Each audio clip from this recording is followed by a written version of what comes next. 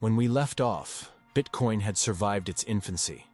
It had outlasted ridicule, crashes, and governments that swore it would fail. But survival was only the beginning. The next chapter in this story isn't about invention. It's about recognition.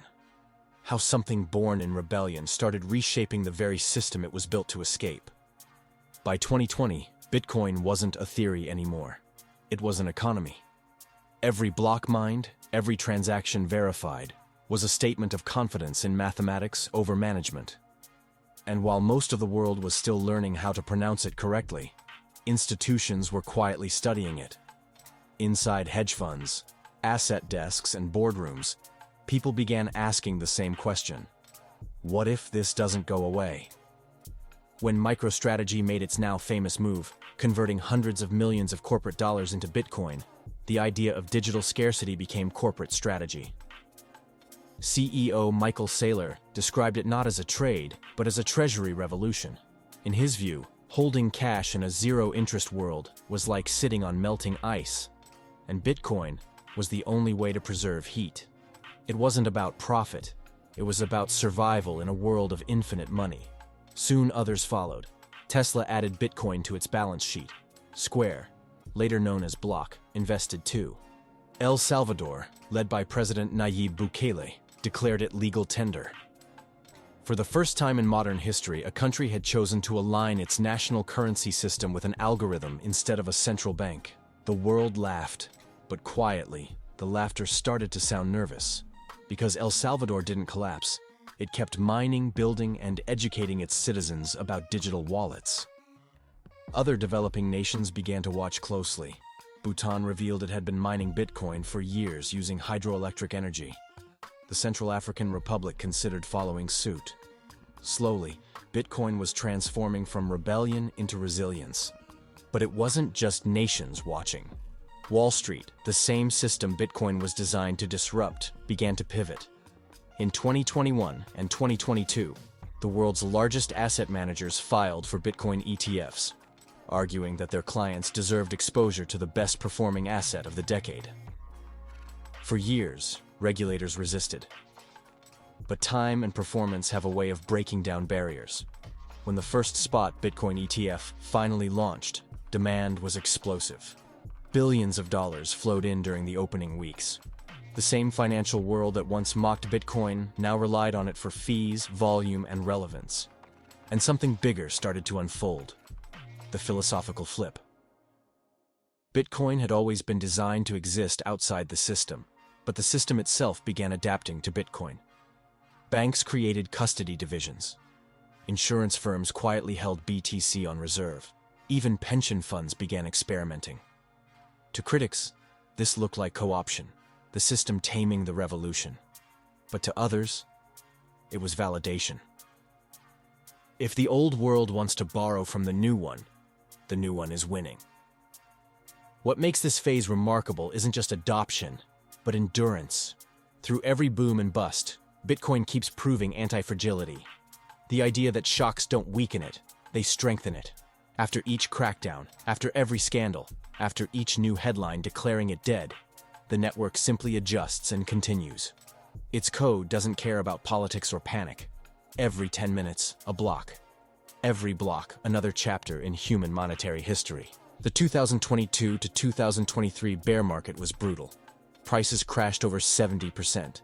New investors panicked. But for veterans of this space, it was just another cycle. They'd seen it before. In 2013, in 2017, in 2020. Every crash purges greed, cleans the stage, and prepares for the next act. And behind the noise, adoption metrics kept growing. Hash rate reached all-time highs. Wallet addresses multiplied.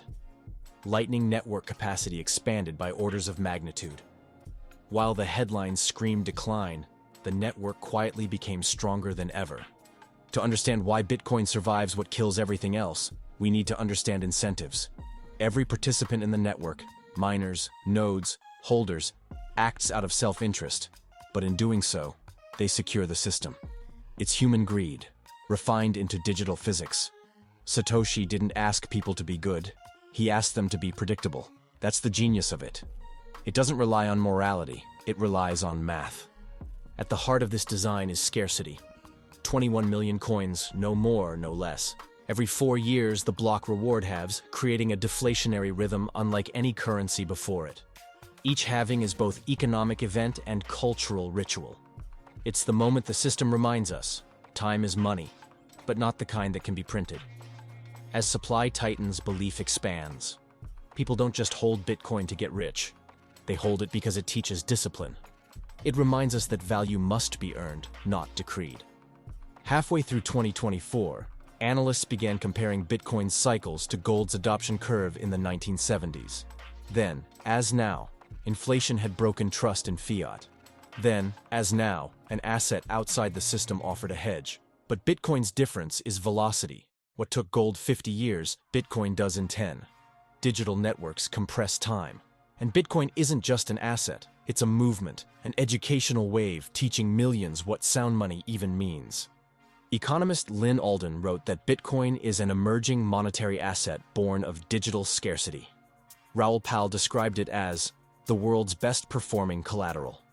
And even JP Morgan's analysts, once staunch critics, began calling it digital gold. Every voice that mocked it eventually started measuring against it. That's the quiet victory. Not a spike on a chart, but the shift in language. And yet, despite all the progress, the tension remains. Can something built to escape the system survive inside it? If Wall Street owns half the coins through ETFs, if governments regulate mining, is it still freedom? The answer lies not in who holds it, but in who controls it.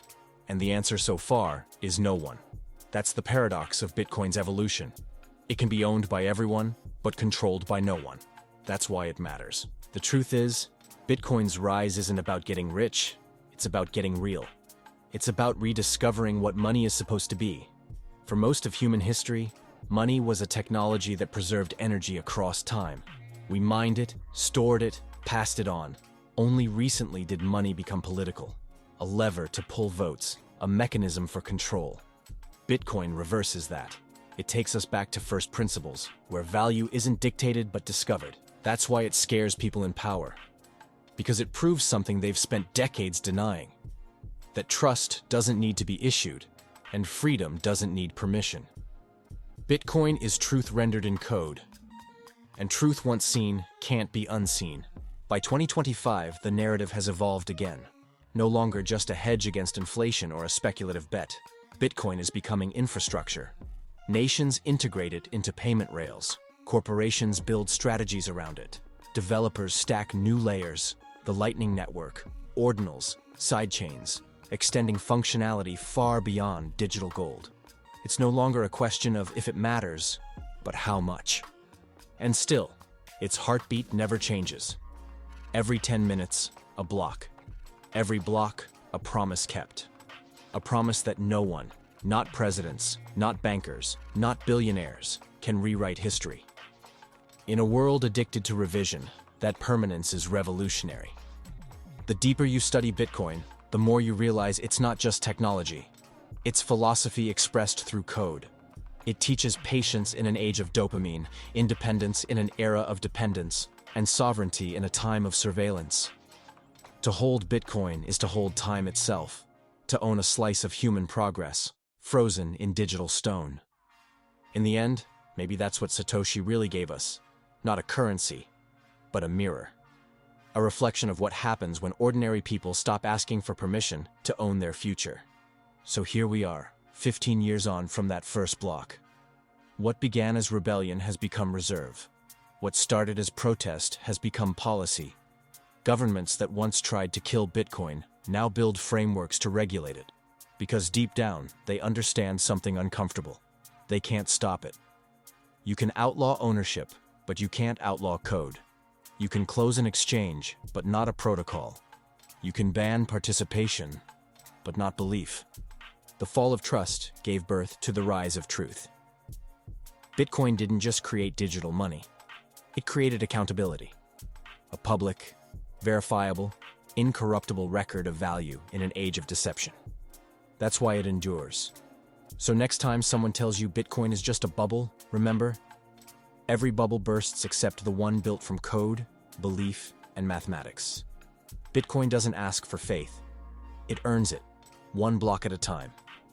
If you've made it this far, thank you for being part of the story. Follow the show, leave a 5-star rating. It helps more people discover the series. And remember, in a world where money dies every few decades, only scarcity survives. Thank you again for your precious time. And as always, we'll see you at the top.